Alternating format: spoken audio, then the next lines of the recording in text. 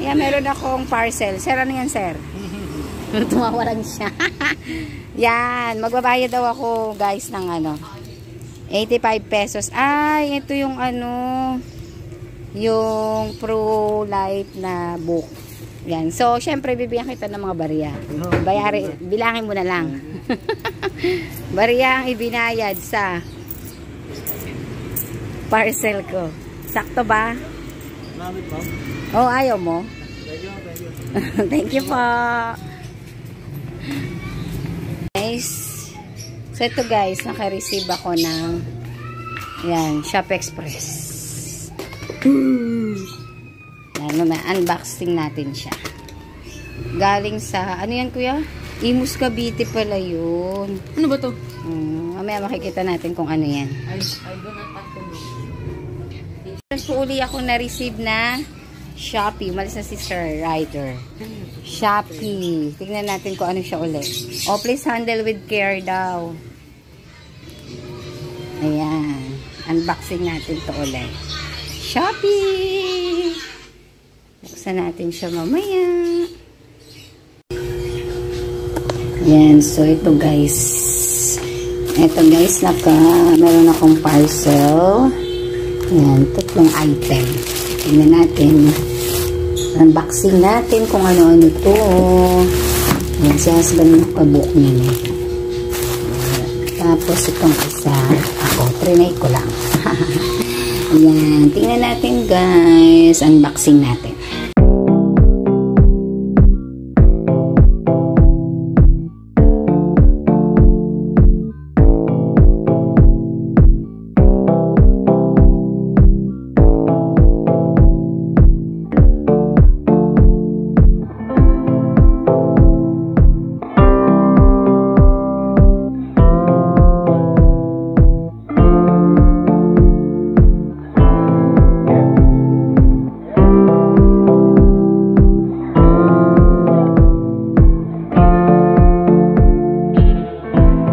Sabi ko, hindi ko siya papasutin ng shorts.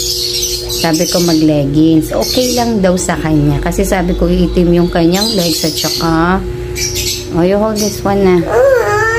Hold mo na. Like you to put leggings. Oh, sige. Okay. Oh, sige. You hold this one. Ayan na yung kanyang pang-swimming. Ayan, kasi the last time na swimming kami, yung pang swimsuit talaga na ano, backless. Ayan, nangitim siya. Ayan.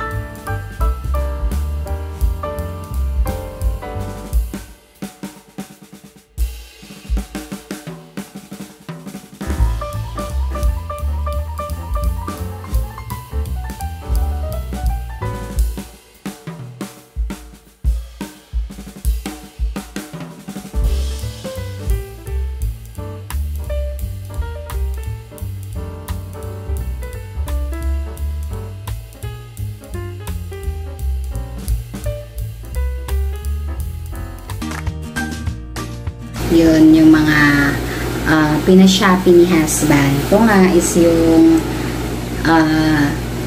rash guard o pang swimming attire ni Bunso. Ayan, si Little Pony. Kasi favorite niya ngayon. Ewan ko ba, parang bigla niya naging favorite si Little Pony. Ayan. Short siya guys, pero dodoblehan ko na lang siguro siya ng leggings para protection din sa skin ni baby. Tapos ito nga, yung aking notebook plus may pen na kasama. This is 85 pesos guys. So maganda din yung loob niya. Ayan, para sulatan ko din ng mga important notes ko for my pro-life business. Ayan. So, ito siya. Ito guys, trinay ko lang kasi nag-shopee, nakita ko sana. Trinay ko lang kung maganda nga siya kasi mostly nakakabili kami sa head office. So, meron din para siya sa Shopee. Ayan. So, iba rin naman yung nandun sa head office. Yung medyo hardbound yung cover niya. Pero ito, okay din naman na pang take note for the important notes namin for the pro-life meeting or for pro-life mga reminder o mga notes mo. Yan. Tapos syempre guys, ito yung red folder for the policy. Yan. Bali 10 pieces to guys eh. 10 pieces yung in-order ni husband. So, si husband ang nag-order. Red folder na to, dito ka nilalagay kapag may mga may na-release na policy sa akin, yung insurance nila. In short is yung insurance sa mga kliyente ko na na-approve na, tapos na-release na yung contract. Eh, ano lang siya, parang nakalagay lang yun sa white envelope na may kasamang booklet, tapos yung mga laman ng plan. So, nilalagay ko dito sa red folder para presentable naman kapag ibinigay ko kay client. Yun, para presentable. Meron yan ditong pangalan. So, yun guys.